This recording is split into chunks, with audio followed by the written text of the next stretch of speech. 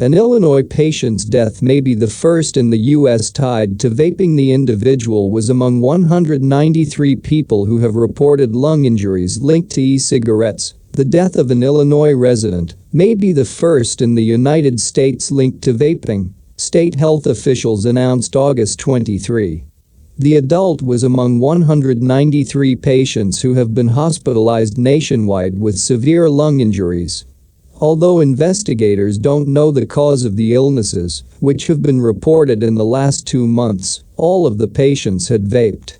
Both the CDC and the U.S. Food and Drug Administration are working with state health departments to investigate the cases, officials said at a news briefing also on August 23.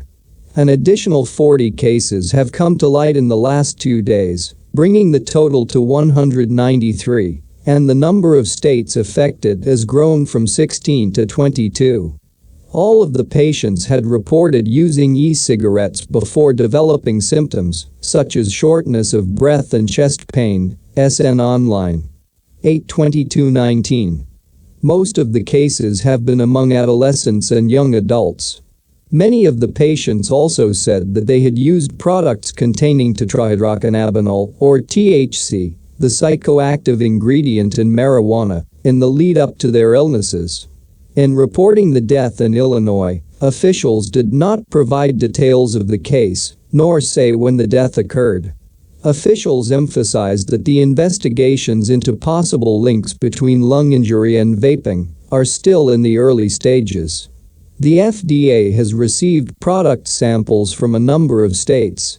We're starting to analyze those samples to see whether they contain nicotine, to see whether they contain substances such as THC or other cannabinoids or other chemicals, said Mitch Zeller, the director of the FDA's Center for Tobacco Products in Silver Spring, Maryland.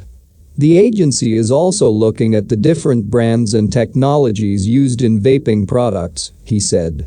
We do know that e-cigarettes do not emit a harmless aerosol, said Brian King of the CDC's Office on Smoking and Health in Atlanta.